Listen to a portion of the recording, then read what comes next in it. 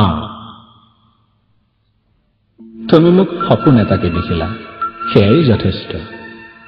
সেই সপোন লৈ মই পাৰ হৈ আহিলো 21খন লঠঙা তামৰঙী অৰণ্য, 21টা বেলিৰ অযুত বৰ্ণ।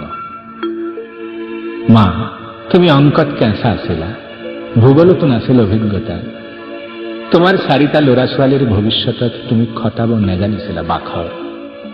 দেউতাৰ অভাৱৰ পৃথিৱীত দিন যাপন কৰি তুমি হৈ উঠিছিলা ৰুক্ষ কৰ্কশ।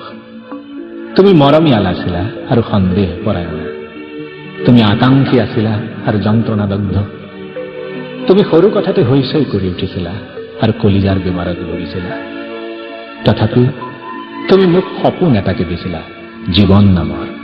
তাৰ বাবে মই কৃতজ্ঞ তোমাৰ ওচৰত। মা, চোৱা, তুমি দিয়া সপোনটোৰ কি নিপুল খেলুৱৈ হৈ উঠিছো মই।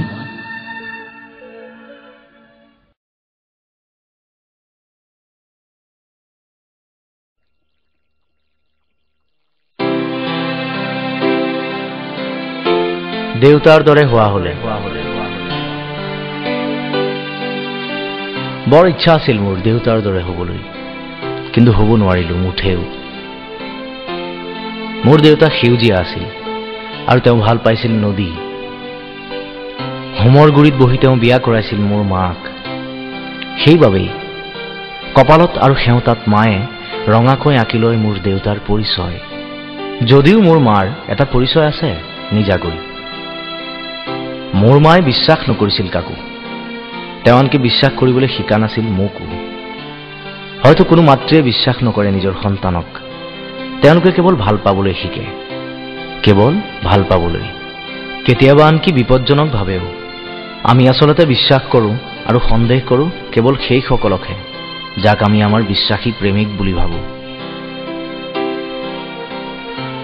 মোৰ মা প্ৰেমৰ শীতল ছায়া আছিল মোৰ বাবে, যাক মই হেৰুৱাইছিলোঁ মোৰ প্ৰাক যৌৱনতে। নে তেওঁহে হেৰুৱাইছিল মোক? আচলতে বিশ্বাসহীনতাতে আমি হেৰুৱাইছিলোঁ এজনে আনজনক। যদিও মোৰ দেউতা মোৰ প্ৰিয়তম ব্যক্তি আছিল আৰু আছিল মোৰ আদৰ্শ, যদিও মই ভাবিছিলোঁ my father is a hero', তেওঁৰ দৰে হ'ব পৰা নাছিলোঁ মই কোনোদিন। তেওঁৰ ইচ্ছাৰ সমাধি বগাই আজি মই কি যে হলোহি। এখন হালধীয়া মৰুভূমি, জীৱনহীনতাৰ শ্মশান। দেউতাই নাজানে কথাবোৰ, খুব দুখ পাব তেওঁ মোৰ আত্মহননৰ ডায়েৰী পঢ়ি। মই যে আজিকালি যন্ত্ৰণাৰ ধুমায়িত চিগাৰেট হপো আৰু পি মাতাল হৈ থাকো শূন্যতাৰ মদিৰা। বৰ হাস্যকৰ, বৰ কৰুণ নিয়তিৰ খেলা। যদিও মোৰ দেউতায়ো সাঁতুৰি পাৰ হৈছিল অনিশ্চয়তাৰ সাগৰ, মোৰ দৰে তেওঁ হোৱা নাছিল নষ্ট হবলৈ তেওঁ আচলতে শ্মশান নাছিল জীৱনহীনতাৰ।